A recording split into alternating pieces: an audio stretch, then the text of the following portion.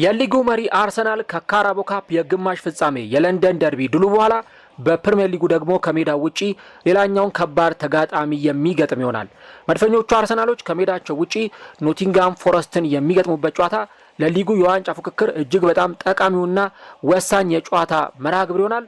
መድፈኞቹ አርሰናሎች በፕሪሚየር ሊጉ ኖቲንጋም ፎረስትን ከመግጠማቸው አስቀድሞ በስታንፎርድ ብሪጅ እጅግ በጣም አስገራሚ ምሽትን ነበር ያሳለፉት።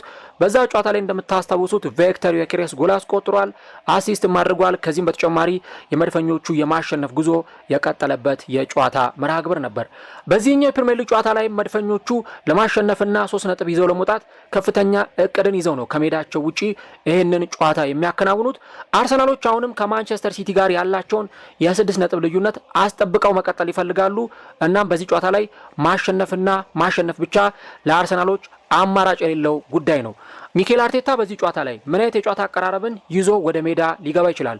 የትኛውን አሰላለፍስ ይመርጣል? ከዚህም በተጨማሪ የትኞቹን ተጫዋቾች ሜዳ ላይ አሰልፎ እንመለከተዋለን። ከዚህም ባሻገር ኖቲንጋም ፎረስት በየትኞቹ የሜዳ ላይ ዲፓርትመንቶች ለአርሰናል ከባድና አስቸጋሪ ሆኖ ሊቀርብ ይችላል? አርቴታስ በዚህ ጨዋታ ላይ ከሚያሰልፋቸው ተጫዋቾች ባሻገር የትኞቹን ተጫዋቾች ተጠባባቂ ወንበር ላይ አስቀምጦ ያስጀምራል? እነዚህንና ሌሎች ጉዳዮችን እስከ ቪዲዮ መጨረሻ ድረስ ከኛ ጋር አብራችሁ ከቆያችሁ የምንነግራችሁ ይሆናል። ሰላም ጤና ይስጥልን። የተወደዳችሁና የተከበራችሁ ውድ ቻናላችን ተከታታዮች እንዴት ናችሁልን? እግዚአብሔር ይመስገን እኔ በጣም ደህና ነኝ። የምትገኙት አራዳ ሜዳ ኦፊሻል ዩቲዩብ ገጻችን ላይ ነው። ዘንድሮ እግዚአብሔር ቢፈቅድ 100,000 ሰብስክራይበር የመግባት እቅድ ይዘን እየሰራ እንገኛለን። ይህንንም ደግሞ ከእግዚአብሔር ጋር እናንተን ይዘን እናሳካዋለን ብለን ተስፋ እናደርጋለን። እናም ይህንን ፕሮግራም የምትከታተሉ አድማጭ ተመልካቾቻችን ሁላችሁም ይህንን ቻናል ሰብስክራይብ በማድረግና የሮል ምልክቷን በመጫን የቻናላችን ቤተሰቦች እንድትሆኑ የአክብሮት ግብዣችን ነው። እንዲሁም ደግሞ ዩቲዩብ ፕሮግራሙን ለብዙ የእግር ኳስ ተመልካቾችና ለአዳዲስ ሰብስክራይበሮች እንዲያደርስ የእናንተን በብዛት ላይክ ማድረግ ይፈልጋል። እናም የፕሮግራም ቢያንስ በትንሹ 400 ላይኮች እንዲኖሩት እንፈልጋለን። እናም ለእናንተ የ3 ሰከንድ ስራ ነው። ፕሮግራሙን ላይክ እያደረጋችሁ መጀመራችሁን አስታውሱ። የአራዳ ሜዳ ኮሜንታተር ተስፋ ወርቅ ሉል ሰገድ አብሬያችሁ ቆይታ አደርጋለሁ። ፈጣሪ ፈቅዶ በዚህኛው ፕሮግራማችን ላይ ዳግም ከእናንተ ጋር ተገናኝተናል። ቀደም ሲል የማንቸስተር ዩናይትድ እና የማንቸስተር ሲቲን እንዲሁም ደግሞ የቼልሲንና የብሬንትፈርድን ጨዋታ የቅድመ ዳሰሳ ፕሮግራማችንን ወደ እናንተ አድርሰናል። በቅድመ ዳሰሳችን መጨረሻ ላይ ደግሞ የምንመለከተው የኖቲንጋም ፎረስትና የአርሰናልን የፕሪሚየር ሊግ ጨዋታ ይሆናል። ይህንን ጨዋታ እስቲ ማን ያሸንፋል? አርሰናልስ የፕሪሚየር ሊግ መሪነቱን ያስቀጥላል ወይ? ኮሜንት ላይ የገባችሁ ሀሳቦቻችሁን አስቀምጡልኝ። ይህ ጨዋታ እንግዲህ በፕሪሚየር ሊጉ በጉጉት ከሚጠበቁ ሌሎች ጨዋታዎች መካከል ደግሞ አንደኛው መሆኑን እየተመለከትን እንገኛለን። ምክንያቱም ብዙዎች ይህንን ጨዋታ በተመለከተ የተለያዩ ሀሳቦቻቸውን እየሰጡበት ይገኛሉ። አርሰናል እንግዲህ ዘንድሮ ምንም ጥያቄ በሌለው ሁኔታ ለፕሪሚየር ሊግ ዋንጫ ከፍተኛ ፉክክርን ነው እያደረገ የሚገኘው። አርሰናል አሁን እያንዳንዱን ጨዋታ እያሸነፈ በመጣ ቁጥር ለፕሪሚየር ሊግ ዋንጫ የበለጠ እየተጠጋ ዋንጫውን ለማንሳት ኢቭን የዋንጫውን አንድ ጆሮም ለመጨበጥ የሚያስችለውን ጉልበት የሚሰጠውን እድል ያገኛል ማለት ነው። ስለዚህ አሁን አርሰናል መሸነፍ በፍጹም አይታሰብም፣ አቻ መውጣትም በጭራሽ አይታሰብም። አሁን በአርሰናል ውስጥ ያለው ብቸኛው ነገር መልበሻ ክፍል ውስጥ የሚወራውም ነገር ማሸነፍ ማሸነፍ ማሸነፍ የሚለው ቃል ብቻ ነው። ይሄን ነገር አርሰናል እስካደረገ ድረስ ዘንድሮ ዋንጫውን ለማሸነፍ የበለጠ እየቀረበ የሚመጣው ቡድን ይሆናል። እንግዲህ አርሰናል ዘንድሮ የማይቀመስ ቡድን መሆኑን እየተመለከትን እንገኛለን። አርሰናል ለመጨረሻ ጊዜ የተሸነፈው በታህሳስ ወር መጀመሪያ ላይ ነበር። ታህሳስ 6 በፈረንጆቹ አቆጣጠር በአስተን ቪላ በተሸነፈበት ጨዋታ ላይ። ከዛ ቀጥሎ ግን ባደረጋቸው ጨዋታዎች አርሰናልን ደፈር ብሎ የሚያሸንፍ ክለብም አልተገኘም። አርሰናል ከዛ በኋላ ክለብ ብሩዥን አሸንፏል፣ ውልቭስን አሸንፏል፣ ኤቨርተንን አሸንፏል፣ በካራቦ ካፕ ክሪስታል ፓላስን አሸንፏል፣ በፕሪሚየር ሊጉ ብራይተንን፣ አስቶን ቪላን፣ ቦርንመዝን ካሸነፈ በኋላ ከሊቨርፑል ጋር በፕሪሚየር ሊጉ አቻ ተለያይቷል። ፖርትስመዝን ደግሞ በኤፍኤ ካፕ አሸንፏል። እንዲሁ ባለፈው በካራቦ ካፕ ቼልሲን አሸንፏል። እንግዲህ ከቪላው ጨዋታ በኋላ 10 ተከታታይ ጨዋታዎች አርሰናል አንዱን ጨዋታ ብቻ ነው አቻ የተለያዩ፣ 9ኙን አርሰናል አሸንፏል። እና አሁን ይሄ ምን አይነት የዊኒንግ ሜንታሊቲ በአርሰናል ተጫዋቾች ጋር እንዳለ፣ የአርሰናል ተጫዋቾች ምን አይነት ሀቢት እያዳበሩ እንዳለ እየተመለከትን ነው። አንድ ፕሮግራም ሰርቼላችሁ ነበር ሜክ ኢት ሃፕን የሚል እና ይህ ሜክ ኢት ሃፕን የሚለው የአርሰናል መልበሻ ክፍል ውስጥ በጉልህ ተጽፎ የተቀመጠ ቃል ነው። በቃ እናሳካዋለን፣ እናደርገዋለን የሚል ነገር። የቼልሲው ጨዋታ ከተጠናቀቀ በኋላ የአርሰናሉ የተከላካይ መስመር ተጫዋች ዊሊያም ሳሊባ አንድ ነገር ተናግሮ ነበር።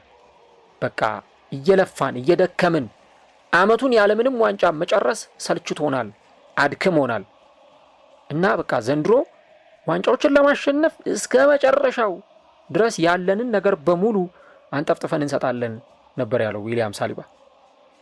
እንግዲህ 3 ዓመት አርሰናል እየደረሰ ሲመለስ፣ ሁለተኛ እየሆነ ሲያጠናቅቅ፣ ግማሽ ፍጻሜ እየደረሰ ሲመለስ ነበር። አሁን ግን ዋንጫዎች ከፊቱ ተደርድረዋል። አርሰናል ሊያሸንፋቸው የሚችሉ ካራቦ ካፕ አሁን 90 ደቂቃን የቀረው ቼልሲን ካሸነፈ ወደ ፋይናል የሚደርስ ይሆናል። የፕሪሚየር ሊጉ ደግሞ በራሱ እጅ ነው ያለው። የማንቸስተር ሲቲን ውጤትም እስከ መጠበቅ አያደርሰውም። ራሱ አርሰናል ጨዋታዎችን እያሸነፈ እስከሄደ ድረስ የማንንም ውጤት ሳይጠብቅ ጨዋታዎችን ማሸነፍ ይችላል እና ይህም ጨዋታ ለአርሰናል የግድ መስት ዊን የሆነ ጌም ነው። ከዚህ በኋላም ደግሞ አርሰናል ከባባድ ጨዋታዎችን ያደርጋል። በሳምንቱ አጋማሽ ኢንተር ሚላንን ይገጥምና ከዛ ደግሞ በሳምንቱ መጨረሻ ኤምሬትስ ላይ ማንቸስተር ዩናይትድን ይገጥማል እና አሁን በየ3 ቀኑ አርሰናል ከባባዶቹን ጨዋታዎች እያደረገ ስለሆነ ዝቅተኛ ክለቦችንም ቢገጥም በደንብ ክለቡን ሮቴት እያደረገ መጫወት ይጠበቅበታል። ኤምሬትስ ላይ አርሰናል ከፍጹም የጨዋታ ብልጫ ጋር ኖቲንግሃም ፎረስትን 3-0 አሸንፎ ነበር። ግን ደግሞ በሜዳው ይህንን ጨዋታ አርሰናል ቢያሸንፍም ከሜዳው ውጭ ግን ኖቲንግሃምን እንዴት ባለ መንገድ አርሰናል ሊገጥም ይችላል የሚለው ነገር የሚጠበቅ ነው። በእርግጥ ኖቲንግሃም ዘንድሮ ጥሩ ጊዜን እያሳለፈ አይደለም። በጣም የወረደ ጊዜን እያሳለፉ ከሚገኙ ክለቦች መካከል አንዱ ኖቲንግሃም ፎረስት ነው። 3 አሰልጣኞች ዘንድሮ ተፈራርቋል እዚህ ክለብ ውስጥ። ኑኖ ኤስፒሪቶ ሳንቶ ከክለቡ ተሰናበቱ መጀመሪያ ላይ። ከዛ ቀጥሎ ሲያንዳይች ክለቡን ተረከቡ። እንደውም ሲያንዳይች ወደ ኤምሬትስ መጥተው የተሸነፉበትን ጨዋታ ታስታውሳላችሁ። 39 ቀን ብቻ ነው በኃላፊነት የቆዩት። ከዛ በኋላ ይቅርታ አንጄ ፖስቴኮግሉ ማለት ነው። እሺ አንጄ ፖስቴኮግሉ ከኑኖ ኤስፒሪቶ ሳንቶ ቀጥሎ ወደዚህ ክለብ ኃላፊነት የመጡ አሰልጣኝ ናቸው። ኤስፒሪቶ ሳንቶ ወጡ። ከዛ ቀጥሎ እኛ አሰልጣኝ አንጄ ፖስቴኮግሉ ክለቡን ከተረከቡ በኋላ በ39 ቀናቸው ነው አንጄ ከዚህ ክለብ የተሰናበቱት። አሁን ከሳቸው ቀጥሎ ሲያንዳይች ይህንን ክለብ ተረክቦታል እና ክለቡ በተከታታይ ጨዋታዎች ላይ እየማቀቀ ነው የሚገኝ። በብራይተን ተሸንፏል፣ በኤቨርተን ተሸንፏል። እንዲሁ ደግሞ ቶተናምን ያሸነፈበት በጣም ሰርፕራይዚንግ የሆነ ጨዋታ ቢሆንም በፉልሃም፣ በማንቸስተር ሲቲ፣ በራሱ በኤቨርተን፣ በአስቶን ቪላ የተሸነፈባቸው ጨዋታዎች አሉ። ዌስትሃምን አሸንፏል። ከዛ ግን በሬክስሃም በመለያ ምቶች ተሸንፎ ከፕሪሚየር ሊግ ከኤፍኤ ካፕ ውድድሩ ተሰናብቷል። አሁን ኖቲንግሃም ፎረስት በፕሪሚየር ሊግ ደረጃ ሰንጠረዥ ላይ ለአለመውረድ ከሚጫወቱት ክለቦች መካከል አንዱን 17ኛ ደረጃ ላይ ተቀምጧል። በእርግጥ ከዌስትሃም ቢያንስ በትንሽ ነጥብ በ7 ነጥብ ራቅ ብሎ ስለተቀመጠ ከመውረድ ስጋት ትንሽ ተንፈስ ያሉ ይመስላል። ግን ኖቲንግሃሞች በዚህ ጨዋታ ላይ ምናልባት ሊቨርፑልን እንዳሸነፉበት አይነት ወይ ደግሞ ከሊቨርፑልም ጨዋታ በፊት ቶተናምን እንዳሸነፉበት አይነት የጨዋታ መርሃ ግብር ካላሳዩም በስተቀረ በጣም ከባድ ነው የሚሆነው። እንዲህ አይነት ጨዋታ ላይ እንዴት አድርጎ ክለቡ አሸንፎ ሊወጣ ይችላል ከሚለው ነገር ጋር ተያይዞ ለሲያንዳይች የቤት ስራው እጅግ በጣም ከባድ ነው። ይህንን ጨዋታ አሸንፎ መውጣት ወይ ነጥብ ይዞ መውጣት፣ አርሰናልን ነጥብ ማስጣልም ለዚህ ቡድን እንደ 3 ነጥብ ነው የሚቆጠረው። ነጥብ ይዘው እንዲወጡ ደግሞ ኖቲንግሃም ፎረስቶች አጥብቀው ይፈልጋሉ። ቢያንስ ከወራጅ ቀጠና ስጋት በደንብ ከፍ ብለው መቀመጥ ይፈልጋሉ። ስለዚህ ይህንን የጨዋታ መርሃ ግብር የሚመለከቱት አንድም በዚህ ሁኔታ ነው ማለት ነው። እሳቸው እንግዲህ ይህንን ጨዋታ በተመለከተ አርሰናልን ስለመግጠም እንዲሁ ደግሞ ከአርሰናል ጋርም ስለሚደረገው ጨዋታ ሀሳባቸውን ሰጥተው ነበር እና በተለይ ተጫዋቾቻቸው ጠንክረው እንዲሰሩ እንደሚፈልጉ አሰልጣኙ ተናግረዋል። ከዛ በተጨማሪ ግን አርሰናል በ6 ነጥብ ልዩነት ፕሪሚየር ሊጉን እየመራ ነው። ጠንካራ የውድድር ዓመትን እያሳለፉ ይገኛሉ እና እንደ አርሰናል ካሉ ተጋጣሚዎች ጋር መጫወት ምን ያክል አስቸጋሪ እንደሚሆን እናውቃለን፣ ምክንያቱም ጥሩ ፎርም ላይ ይገኛሉ የሚል ሀሳባቸውን አሰልጣኙ ተናግረዋል። አሁን አርሰናል ለዚህ ጨዋታ ምን አይነት ጌም ፕላን ይዞ ሊቀርብ ይችላል የሚለው ጉዳይ ነው ትልቁ። እኔ አንድ ዘንድሮ ለአርሰናል በጣም ትልቁ ጥንካሬ ነው ብዬ የማስበው ተጫዋቾቹ ጋር ያለው ሜንታሊቲ ነው። አርሰናል የትም ይሄድ በቃ የትም ስታዲየም ላይ ወጥቶ ይጮት ማሸነፍ ማሸነፍ ማሸነፍ ካልቻለ ደግሞ አቻ መውጣት። አርሰናል ጋር ይህንን እናያለን። ዘንድሮ ለምሳሌ አሁን በቅርብ እንኳን አርሰናል ያደረጋቸውን ጨዋታዎች ብትመለከቱ አሁን ወደ ስታንፎርድ ብሪጅ ሄዶ አርሰናል አሸንፎ ተመልሷል። ፖርትስመዝንም ከሜዳው ውጭ አሸንፏል። ቦርንመዝም ቫይታሊቲ ላይ ሄዶ አርሰናል አሸንፏል። ቪላንና ብራይተንን በሜዳው ኤቨርተንን ደግሞ ከሜዳው ውጪ ሄዶ አርሰናል አሸንፎ መጥቷል። እና አርቴታ እንደውም ባለፈው ከሊቨርፑል ጨዋታ በኋላ አንድ አስተያየት ሲሰጥ ነበረና ከቻልክ ማሸነፍ በጣም ጥሩ ነገር ነው አለ፣ ካልቻልክ ግን አለመሸነፍም ጥሩ ነገር ነው ብሏል። ዘንድሮ አርሰናል 21 የፕሪሚየር ሊግ ጨዋታዎችን ተጫውቷል። 6 የአውሮፓ ቻምፒዮንስ ሊግ ጨዋታዎችን አከናውኗል። በካራቦ ካፕ ፖርት ቬልን ከገጠሙበት ጨዋታ አንስቶ ያከናወናቸውን ጨዋታዎች ብንመለከት እንግዲህ ይህኛውን የቼልሲንም ጨዋታ ይጨምራል፣ የክሪስታል ፓላሱንም ጨዋታ ይጨምራል። ወደ 3 አካባቢ ጨዋታዎች አርሰናል አድርጓል። በእነዚህ ባከናወናቸው ጨዋታዎች ሁሉንም የካራቦ ካፕ መርሃ ግብሮቹን አርሰናል አሸንፏል። የኤፍኤ ካፕ ጨዋታውን አሸንፏል። በአጠቃላይ ወደ 30 ወይም 31 አካባቢ ጨዋታዎች አርሰናል አድርጓል። በእነዚህ ጨዋታዎች ግን አርሰናል 2 ጊዜ ብቻ ነው የተሸነፈው። 2 ጊዜ ብቻ፣ እሱንም ከባባድ በምንላቸው በሊቨርፑልና በአስቶን ቪላ ነው አርሰናል የተሸነፈው። ከዛ በስተቀር ግን አርሰናል እንዲያው በቀላሉ እንዲያው ዝም ብሎ በዋዛ የሚሸነፍ ክለብም አይደለም። ያን ነው እያየን የምንገኘው እና ቅድም ያልኳችሁ ነገር በደንብ በቀይ ሊሰመርበት ይገባል። አርሰናል እያንዳንዱን ጨዋታ እያሸነፈ በሄደ ቁጥር ለፕሪሚየር ሊጉ ዋንጫ የበለጠ እየተጠጋ ነው የሚመጣው። አንተ የቤት ስራን በአግባቡ ስራ እንጂ ከአንተ ኋላ ያለው ክለብ ወይ በራሱ ጊዜ እንኮታኮታል ወይ ደግሞ ውጤት ለማምጣት በሚያደርገው ጥረት ውስጥ አርሰናልን ለመጠጋት እንኳን ቢሞክር ማንቸስተር ሲቲ፣ አርሰናል ግን የበለጠ ርቀቱን እያሰፋ ከሄደ ያን ያለ የሚያሰጋ ነገር አይኖርም። አየን እኮ አይደለ? አርሰናል የሌሎቹን ውጤት እንዴት ነው የሚጠብቀው? ራሱ እያሸነፈ መሄድ አለበት ብለን ስንል አርሰናል ተከታታይ ያደረጋቸውን ጨዋታዎች እነ ብራይተንን እነ አስቶን ቪላን እነ ቦርንመዝን ሲያሸንፍ ማንቸስተር ሲቲ በተከታታይ 3 ጨዋታዎች ላይ ነጥብ ጣለ። ማንቸስተር ሲቲ በብራይተን፣ ማንቸስተር ሲቲ በቼልሲ፣ ከእንደገና ማንቸስተር ሲቲ በሰንደርላንድ ነጥብ ሲጥል ተመለከተው። አሁን ደግሞ ነገ ከማንቸስተር ዩናይትድ ጋር ይጫወታል። ደርቢ ነው፣ ምን ሊፈጠር እንደሚችል አይታወቅም። ስለዚህ አርሰናል ይህንን ጨዋታ አሸንፎ ከዚህ በኋላ የሚያደርጋቸውን ጨዋታዎች በተለይ እስከ 29ኛው እስከ 30ኛው ሳምንት ድረስ በዚሁ ፔስ አርሰናል የሚቀጥል ከሆነ የፕሪሚየር ሊጉን ዋንጫ ለማሸነፍ ቀዳሚው ተገማሽ የሚሆነው ራሱ አርሰናል፣ ምናልባትም የ22 ዓመታት የፕሪሚየር ሊግ ዋንጫ ጥያቄውን ለመመለስ ኢን ኤቭሪ ማች ኢን ኤቭሪ ጌም አርሰናል 3 ነጥብ ይዞ ለመውጣት አርቴታ እቅድ አለው። አርቴታ ለዛ ነው ከዚህ በፊት እያንዳንዱ ጨዋታ ለኛ የፍጻሜ ያክል ነው የምንመለከተው ሲል ሀሳብ ሰጥቶ የነበረው በዚህ ምክንያት ነው። ስለዚህ የጨዋታ መስት ዊን ጌም ነው፣ አቻ መውጣትም መሸነፍም የማይፈለግበት። ይህንን ካነሳን ዘንዳ እንግዲህ ጨዋታው ላይ ምን አይነት አቀራረብ አርቴታ ይዞ ሊመጣ ይችላል፣ የትኞቹን ተጫዋቾች ሊያሰልፍ ይችላል የሚለውን ነገር እንመለከታለን። እንግዲህ ይሄ የኖቲንግሃም ፎረስቶች ሜዳ ሲቲ ግራውንድ በጣም ከባድ ከሚባሉ ሜዳዎች መካከል አንዱ። ምንም እንኳን ዘንድሮ ኖቲንግሃም ፎረስት አቋሙ ጥሩ ባይሆንም የወረዳ አቋም እያሳየ ቢገኝም በዘንድሮ የውድድር ዓመት ግን አስቸጋሪ ከሚባሉ ሜዳዎች መካከል አንዱ ነው። ማንቸስተር ሲቲ እንኳን 18ኛው ሳምንት ላይ እዚህ ሜዳ ላይ መጥቶ በጣም ተቸግሮ ነበር። እስከ 80 ምናምንኛው ደቂቃ ድረስ ጠብቋል። እስከ 83ኛው ደቂቃ ራያን ቸርኪ ጎል አስቆጥሮ ማሸነፋቸውን እስከሚያረጋግጡ ድረስ። ስለዚህ አርሰናል ኳስ ይዞ መጫወት ሙሉ ደቂቃውን በተለይ በጣም በተረጋጋ ሁኔታ ጨዋታውን ማኔጅ ለማድረግ ከፍተኛ ጥረት ማድረግ በአርሰናል በኩል የሚጠበቀው መሰረታዊው ነገር ነው። አርቴታ በሳምንቱ አጋማሽ ቼልሲን ባሸነፈበት ጨዋታ ላይ የተጠቀመው ታክቲክ የመረጣቸው ተጫዋቾች የአሰልጣኙን በጣም ምጡቅ አእምሮ የሚያሳይ ነው። ምክንያቱም ዘንድሮ ብዙ ነገሮችን እኮ አይተናል አይደለ? እንዴት በተለይ በዚህ ሌፍት ባክ ቦታ ላይ ፔሮ ሂንካፔ ጉዳት ላይ አሁን ተጎድቷል። ካላፊዮሪ የለም እና ስኬሊ ባለፈው ከሊቨርፑል ጋር በተደረገው ጨዋታ ላይ ስታዩ የተከላካይ መስመሩን እንደ ልቡ ነው ፍሪምፖንግ ሲፈነጭበት የነበረው ስኬሊ ከገባ በኋላ። እኔ ባለፈውም የቼልሲ ጨዋታ ላይ የሰራሁትን ትንታኔ ያደመጣችሁ ታውቃላችሁ ስናገር ነበር። በቃ በጣም ከባድ ነው። ስኬሊ እንደ ፉልባክ ከመታየት ይልቅ ኢንቨርትድ አማካይ ልክ እንደ ኒኮ ኦራይሊ ወይ እንደ ትሬንት አሌክዛንደር አርኖልድ አይነት የነዚህ ተጫዋቾች ታይፕ ያለው ተጫዋች ሞር ወደፊት እየወጣ የሚጫወት መሀል ሜዳው ላይ የምታዩት አይነት ተጫዋች።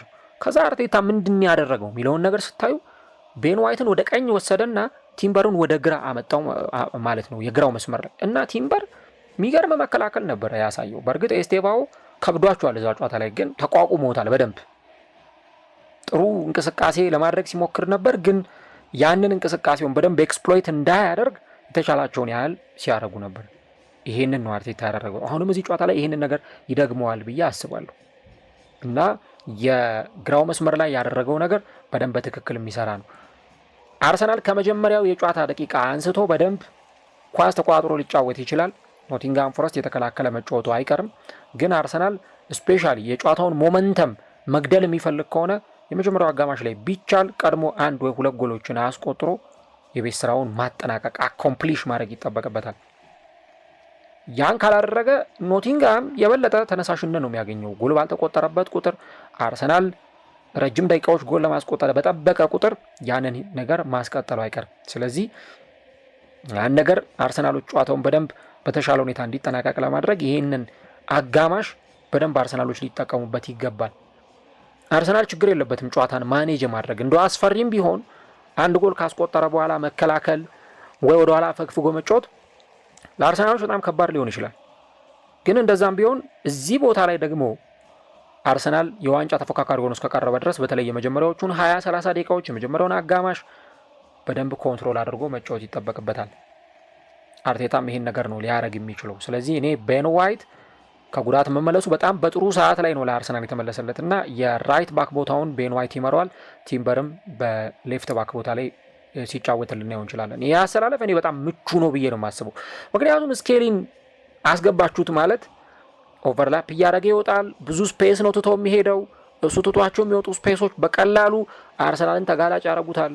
ኖቲንጋሞች ደግሞ ፈጣን ተጫዋቾች አሏቸው። እንደዚህ አይነት ስፔሶችን ያገኙ እንጂ ተጋጣሚያቸውን የሚቀጡባቸው በጣም ምርጥ ተጫዋቾች አሏቸው። ያን ነገር ማድረጋቸው አይቀርም። ለምሳሌ ኦማሪ ሁቺንሰን፣ ሆድሰን ኦድዌይ፣ ሞርጋን ጊብስ ዋይት አይነት ተጫዋቾች አሉ እንደዚህ አይነት አማራጮች ላይ። ስለዚህ አርቴታ ይህን ነገር አቮይድ ለማድረግ የባለፈውን ባክፎር መድገም ይጠበቅበታል እና በጣም አስፈላጊ አሰላለፍ ነው ብዬ ነው የማስበው። ያው ዙቢሜንዲ በዚህ ጨዋታ ላይ መጀመሩ የሚጠበቅ ነው ከዴክላን ራይስ ጋር። አርቴታ በጣም ሲያሞካሸው ነበረ። በቃ ምን አይነት ታይፕ ያለው ተጫዋች ነው እያለ ሲያሞካሸው ነበረ እና እኔ አርሰናል በቃ የሚገርም ተጫዋች ነው ክረምቱ ላይ ያስፈረመው ብዬ ነው የማስበው። ክረምቱ ላይ አርሰናል 8 ተጫዋቾችን አስፈርሟል።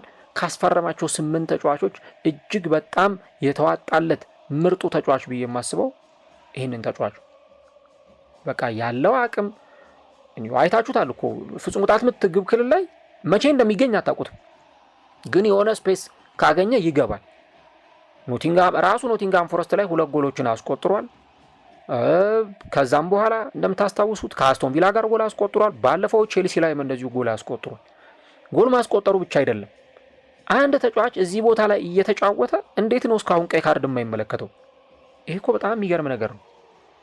እዚህ ቦታ ላይ የሚጫወቱ ተጫዋቾች በአንድም በሌላ ምክንያት ለቅጣት ተጋላጭ ሲሆኑ እንመለከታለን። ለምሳሌ ካዜሜሮ ተከታታይ ጨዋታዎች ላይ ቢጫ ካርድ ይመለከትና የሆነ ጨዋታ ሊዘለው ይችላል። ጭራሽ ደግሞ ቼልሲ ቤት ብትሄዱ ካይሴዶ ከአንድም 2 ጨዋታዎች እያመለጡት ነው። ኢቭን ቀይ ካርድም ቢጫ ካርድም በተደጋጋሚ ጊዜ የሚያይ ተጫዋች ነው። ያን ነገር እንመለከታለን። አርሰናል ውስጥ ስትመጡ ግን የዙቢሜንዲ ጥራት እጅግ በጣም የተለየ ነው እና ምናልባት የሲዝኑ ምርጥ ተጫዋች ተብለው በአርሰናል ሊመረጡ ከሚችሉ ተጫዋቾች መካከል አንዱ ዙቢሜንዲ መሆኑን እናነሳለን እና እኔ ጎል ስላስቆጠረ ብቻ አይደለም፣ ኢቭን ጎል ባያስቆጥርም ራሱ በጣም ልዩ የተለየ ፐርፎርማንስ የሚያሳይ ተጫዋች መሆኑን እየተመለከትን ነው እና አሁንም መሀል ሜዳውን ኮንትሮል ለማድረግ በጣም አስፈላጊ እንቅስቃሴን ሜዳ ላይ ማሳየቱ የሚቀር አይነት አይሆን። ጭራሽ ደግሞ ከዴክላን ራይስ ጋር ተጣምሮ ሲጫወት ተመልከቱት።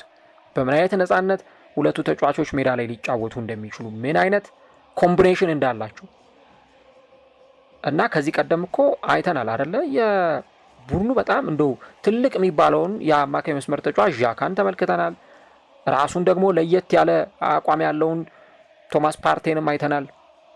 ግን ከቶማስ ፓርቴም ከዣካም የተለየ ታይፕ ያለው እና ሁለቱንም አንድ ላይ ያጣመረ ተጫዋች መሆኑን እያየን የራሱ የዙቢሜንዲ ኳሊቲ ያለው ከዛ ደግሞ ሌሎች የነ ፓርቴንም ታክል ማድረግም ይችላል፣ ጎል ማስቆጠርም ይችላል። ፍጹም ቅጣት ምት ላይ በሚገርም ታይሚንግ ይገኛል። ይህ አይነት ፐርፎርማንስ ነው ያለው። አርቴታ እንኳንም አስፈረምኩት ይህንን ተጫዋች እንኳንም ወደ ክለቤ አመጣሁት ብሎ በዚህ ተጫዋች የሚተማመን ይመስለኛል። ይሄ ተጫዋች በክለብ ውስጥ ባለው ፐርፎርማንስ በዚህ ክለብ ውስጥ በሚያሳየው አቋም ልክ ስለዚህ የዙቢሜንዲ የዚህ ሜዳ ላይ እንቅስቃሴ በዚህ መንገድ የምናየው ነውና በጣም በእርጋታ ነው ኳስ የሚገፋው። ወደ ሳጥን ውስጥ ይደርሳል፣ ፕሮግረሲቭ ፓሶችን ያቀብላል እና ደግሞ በጣም ጥንቃቄ በተሞላበት ሁኔታ ኳሶችን ያስጥላል። ዙቢሜንዲ እንዲህ አይነት አቅም ያለው ተጫዋች መሆኑን እየተመለከትን እንገኛለን። ስለዚህ የዚህ ተጫዋች በዚህ ስብስብ ውስጥ መኖር ለአርሰናሎች እጅግ በጣም ትልቅ ጠቀሜታ እንዳለው በዚሁ አያይዘን ማንሳት ይኖርብናል ማለት ነው። ሌላው የፊት መስመሩን እንግዲህ አርቴታ እንዴት ባለ መንገድ ተጫዋቾችን ሊመርጥ ይችላል ወይ የትኞቹን ተጫዋቾች ሊያሰልፍ ይችላል የሚለውን ነገር አብረን እናያለን። እኔ ቪክተር ዮኬሬስ በዚህ ጨዋታ ላይ የመጀመሩ ነገር የሚጠበቅና በጣም ትልቅ የሆነ የጨዋታ አሰላለፍን በዚህ ጨዋታ ላይ ልንመለከት እንችላለን። ተጫዋቹም እዚህ ጨዋታ ላይ መመልከታችን አይቀርም። አርቴታ ተጫዋቹን ቢያሰልፈው የበለጠ ለተጫዋቹ ስነልቦና በጣም በጣም በጣም የሚጠቅም ነው የሚሆነው። በባለፈው እንግዲህ ጎል አስቆጥሯል፣ አሲስት አድርጓል። የጨዋታው ማን ኦፍ ዘ ማች ወይም ኮከብ ተብሎ ተመርጧል ቪክተር ዮኬሬስ። እና ግን የሚገርመው እሱ አይደለም። የሆነ አንድ ስታት እያየው ነበረ። ተጫዋቹ በሌሎች ጨዋታዎች ላይ የነበሩት ሂት ማፖች ኳስ የነካባቸው የሜዳ ክፍሎችና ባለፈው ከቼልሲ ጋር በተደረገው ጨዋታ ላይ ኳስ የነካባቸውን የሜዳ ክፍሎች እየተመለከትኩ ነበረ እና ያንን ስመለከት በጣም ነው የተገረምኩት። የቼልሲው ጨዋታ ላይ በቃ የተለያዩ ቦታዎችን ሲረግጥ ነበር፣ ወደ ኋላ እየተመለሰ ሲጫወት ነበር፣ ስፔሶችን ሲይዝ ተመልክተናል። ቦታ እያያዙ ጥሩ ነበር፣ ስፕሪንቱ በጣም ጥሩ ነበር። በጣም ልዩ ምሽትን ነበር ያሳለፈው ቪክተር ዮኬሬስ። ምንም እንኳን አርቴታ አሁን ብዙ አማራጮች ስላሉት እንደ በፊቱ 90 ደቂቃ ላይ ያስጨርሰው ይችላል። 60 ደቂቃ ወይ 65ኛው ደቂቃ ላይ ተጫዋቹን ቀይሮ ማስወጣቱ አይቀርም፣ የሚጠበቅ ነገር ነው። ግን የቪክተር ዮኬሬስን አቋም መመለስ አርቴታ የሚፈልግ ከሆነ የግድ አሁንም ለተጫዋቹ ተደጋጋሚ የጨዋታ እድሎችን እየሰጠው መቀጠል ይኖርበታል፣ ልክ ከዚህ በፊት እንደሚያደርገው ሁሉ እና ደግሞ አርቴታም ያውቃል ይሄ ተጫዋች ሜዳ ላይ ሲሰለፍ ለአርሰናል የሚሰጠው ግልጋሎት በጣም ብዙ ነው፣ ምናልባት ጎል የማስቆጠር ጥያቄ ካልተነሳበት በስተቀር። አሁን ደግሞ ሌላ አይነት በጣም ጥሩ ኮምቢኔሽን አለ እና አርቴታ ሲናገር በቃ በጣም የሚገርም ጥሩ ፐርፎርማንስ ነበር ያሳየው አለና አንዳንድ ጊዜ እረዳለሁ ሰዎች ለምን እሱን እንደሚተቹት ወይ እሱን እንደማያበረታቱት ለምን እንደሆነ እረዳለሁ። ነገር ግን ደግሞ ጎል ማስቆጠሩ ለሱ ዲዘርቭ የሚያደርግ ነው፣ በቃ እንደ ሽልማቱ ነው ብሎ ሲናገር ነበር። አሁን ጥሩ ኮምቢኔሽን አለ ብያልኳችሁ ቤን ዋይት ከሱ ጀርባ መሰለፉ ነው። ለምሳሌ ቲምበርና ቡካዮ ሳካ ይግባባሉ። ኢቭን በቴሌፓቲ ሳይተያዩ ሁሉ ነው የሚግባቡት። ቲምበር የቱ ጋር ኦቨርላፕ አድርጎ እንደሚገባ፣ ሳካ የቱ ጋር እንደሚቆም፣ ኦደጋርድ ደግሞ ከነሱ ጀርባ ምን አይነት ቦታ እንደሚይዝ ይታወቃል። ከዮኬሬስ ጋር ግን ገና ያ ኬሚስትሪ አልመጣም። ሳካ ዮኬሬስ ገና ጥምረቱ አልመጣም። ኢቭን ሳካ ዮኬሬስ ማርቲኔሊ ገና አልመጣም እንጂ እኮ የሁለቱ የሶስት ተጫዋቾችን ጥምረት ብትመለከቱ ከዚህ በፊት ከነበረው ከነ ኤምኤስኤን ሜሲ፣ ሱዋሬዝ፣ ኔይማር ባርሰሎና ወይ ደግሞ ቢቢሲ ቤንዜማ፣ ቤል፣ ሮናልዶ፣ ክርስቲያኖ ማለት ነው። አሊያ ደግሞ እንደው የነሱን እንተው እና በጣም የነሱ እንደውም ኤክሰፕሽናል ስለሆነ የሊቨርፑልን ብታነሱ ፈርሚኒዮ እንዲሁ ደግሞ ሞሳላና ማኔን የሶስቱን ተጫዋቾች ጥምረት እናስታውሳለን። አሁን አልመጣም ገና ትሮሳርድ፣ ዮኬሬስና ሳካ ገና ጥምረታቸው አልመጣም። የመጣ ጊዜ ግን ነገሩ ከባድ ነው። ዮኬሬስ አሁን አንዴ ወደ ጎል ማስቆጠሩ ፎርም ይምጣ እንጂ እሱ ጎል ማስቆጠር ከጀመረ ይህንን ተጫዋች ኮንትሮል ማድረግ ለተከላካዮችም እጅግ በጣም ፈተና ሊሆን ይችላል። ይህን ነገር ነው የማስበው። እንደውም በቀደም ዴክላን ራይስም ሲናገር ነበር፣ ባለፈው በነበረኝ ፕሮግራም ላይ አንስቼላችኋለሁ እና በጣም ምርጥ ተጫዋች ነው ዮኬሬስ አለ። ምናልባት እሱ ባይኖር ኖሮ አሁን ያለንበት ቦታ ላይ ላንሆን እንችል ነበር ብሎ ጓደኛውን ሲያደንቀው ነበር። እና አሁን ደግሞ ሌላ አይነት ፎርም ነው። ቤን ዋይት ከሱ ጀርባ መጥቶለታል እና ቤን ዋይት አብረው ተጫውተዋል፣ በብራይተን አብረው ተጫውተዋል። እንደውም እሱ ሲናገርም ነበረ ለመጀመሪያ ጊዜ አይደለም አሲስት ያደረገልኝ፣ ከዚህ በፊትም አሲስት አድርጎልኝ ያውቃል እና እኔን ለማግኘት ለእኔ የሚደርሱ ኳሶችን ለማቀበል ጥረት ሲያደርግ ነበር እና ይሄ በጣም ጥሩ ነገር ነው ብሎ ተናግሯል። እና አሁንም እንደዚህ አይነት ጎሎችን ማስቆጠር እፈልጋለሁ የሚል ሀሳብን ነበር የሰጠው። አሁን ደግሞ ቤን ዋይት ተደጋጋሚ ጨዋታዎች ላይ ቢሰለፍ ለውጡን ታዩታላችሁ። የዩኬሬስን አርቴታ ምናልባትም ከነ አልበርት ስቲቨንበርግ ጋር በደንብ በተለየ ሁኔታ ይመለከቷል ብዬ የማስበው አንዱ ነገር ይሄ አይነቱ የቤን ዋይት እና የዚህ ተጫዋች ኬሚስትሪ ነው። ካስታወሳቸው አምና ካላፊዮሪ እና ማርቲኔሊ በግራ መስመር ወይም ደግሞ በሌፍት ባክ እና በሌፍት ዊንገር ቦታ ላይ በሚሰለፉበት ጊዜ ያለው ፐርፎርማንስ እጅግ በጣም የተለየ ነበር። ማርቲኔሊ ራሱ ተቀየረ ካላፊዮሪ ከሱ ጀርባ ሲሰለፍ። ሩጫዎቹ፣ ብዙ ነገሮቹ እጅግ በጣም የሚያስገርሙ ነገሮች ነበሩ። ይሄ ነው አሁንም ከቤን ዋይት እና ከዩኬሬስ የሚጠበቀው።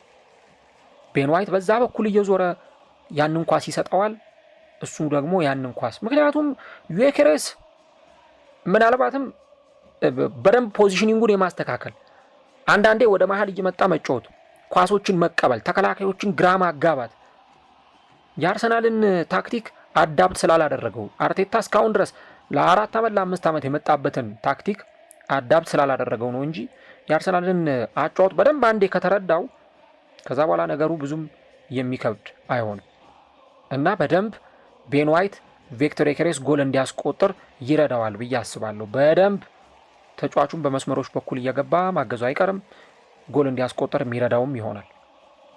ለዛ ነው እንደውም ዊሊያም ሳሊባ ባለፈው የውድድር ዘመን ከሱ ጋር በተቃራኒ ስለተጫወትኩ የእሱን ብቃት አውቀዋለሁ እና ከሱ ጋር በተቃራኒ መጫወት በጣም ከባድ ነው፣ ጎል ማስቆጠሩን እንደሚቀጥል አምናለሁ፣ እርግጠኛ ነኝ ብሎ ሀሳብ ሰጥቶ ነበር እና ዮኬሬስ ደግሞ ጎል ሲያስቆጥር አስቡት ምን ያህል ለአርሰናል በጣም ጠቃሚ ተጫዋች ሊሆን እንደሚችል እና የአርሰናል ጨዋታዎች ላይ የቪክተር ዮኬሬስ ጎል ማስቆጠር እጅግ በጣም ጠቃሚ ነው የሚሆነው። ስለዚህ እኔ በዚህ ጨዋታ ላይ ምናልባት ጎል ሊያስቆጥሩ ይችላሉ ብዬ ከምጠብቃቸው የአርሰናል ተጫዋቾች መካከል አንዱ የስዊድናዊ የፊት መስመር ተጫዋች ቪክተር ዮኬሬስ ነው። ለሱ ጎል ማስቆጠር በጣም ጥሩ ነው። በቃ በየጨዋታው ላይ አሁንም ጎሎችን ማስቆጠር የበለጠ ተጫዋቹን ይረዳዋል ከጎል ጋር እንዲገናኝ። ከዛ ግን ሌሎች አማራጮችም አሉ። ካይ ሃቨርትዝ፣ ጋብሪኤል ሁለቱ የአርሰናል የፊት መስመር ተጫዋቾችም አሉና ቪክተር ዮኬሬስ እንዳይደክም፣ ምክንያቱም ከዚህ በኋላ ሌሎች ትልልቅ ጨዋታዎችም አሉ። ኢንተር ሚላን፣ ማንቸስተር ዩናይትድ የአርሰናል ቀጣይ ተጋጣሚዎች ናቸው። አርሰናል በእርግጥ ወደ ቻምፒየንስ ሊግ ቀጣዩ ዙር ማለፉን ያረጋገጠ ቡድን ስለሆነ እንደኔ እይታ ኢንተር ሚላን ላይ ያን ያህል ድርቅ ብሎ ሁሉንም 11 ተጫዋቾች ላይ ያሰልፍ ይችላል። ግን ይሄኛው ደግሞ የኖቲንጋም ጨዋታ የግድ ሁሉም ነገሮች ሊደረጉ የሚገባው የጨዋታ መርሃ ግብር ይሆናልና የማርቲን የትሮሳርድ የሳካና የዮኬሬስ የተጫዋቾቹን ጥምረት በዚህ ጨዋታ ላይ ልንመለከትበት የምንችልበት እድል በጣም ሰፊ ይሆናል ማለት ነው። ሌላኛው ከዚህ ጨዋታ ጋር ተያይዞ የሚነሳው የእጅ ውርወራ፣ የቆመ ኳስ፣ የማዕዘን ምት ጉዳዮችን ነው። በጣም ይሄን ነገር አሁንም ጠንክረው መያዝ ይጠበቅባቸዋል። ምክንያቱም አርሰናል አሁን አዲስ የእጅ ውርወራ አሰልጣኝ ደግሞ ቀጥሯል።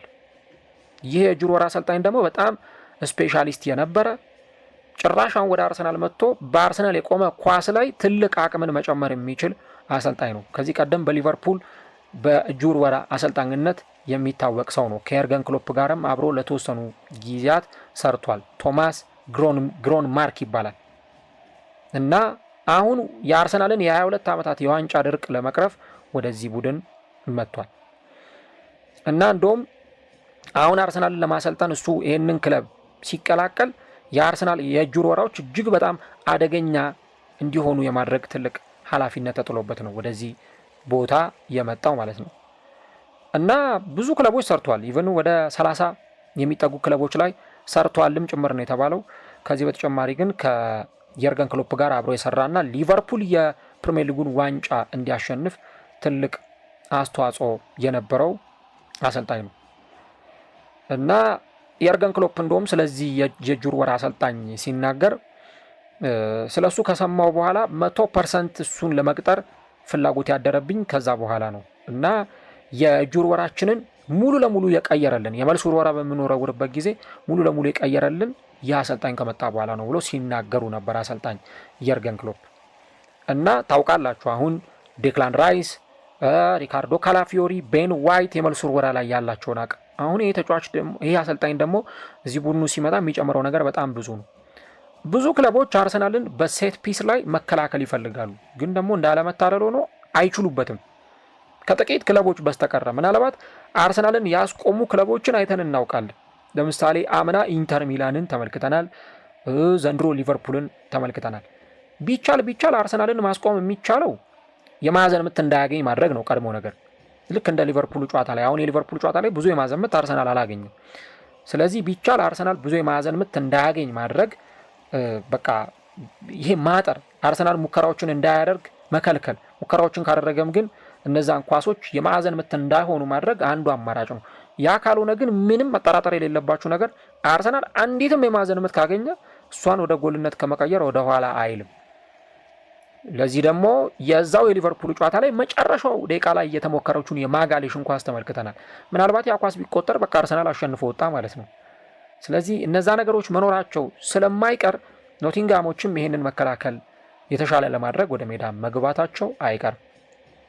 ግን ይህንን የቆመ ኳስ እንዴት አድርገው ያስቆሙታል ነው ትልቁ ጥያቄ። አርሰናል አንድም ሁለትም የማዕዘን ምት ቢያገኝ ወይ ራሳቸው ተጫዋቾቹ ይሳሳታሉ፣ ልክ ባለፈው ሳንቼዝ እንደተሳሳተው አይነት ተጫዋቾቹ ሲሳሳቱ ልንመለከት እንችላለን። ካልሆነ ግን የአርሰናል ተጫዋቾች እንደ ማጋሌሽ፣ ቲምበር፣ ቤን ዋይት፣ ሳሊባ አይነት ተጫዋቾች ያን ነገር ሊጠቀሙበት ይችላሉና ጨዋታው የበለጠ ለኖቲንጋም ከባድ የሚሆነው በዚህ መንገድ ነው። አርሰናል ጎል ለማስቆጠር እንደው በጣም ቢዘጋበት ሎ ብሎክ በቃ በጨዋታው ላይ በጣም ጥቅጥቅ ብሎ ኖቲንጋም እንኳን ቢከላከል ይሄኛው ጨዋታ ለአርሰናል በሴት ፒስ የሚያጠቃበትም ሊሆን ይችላል።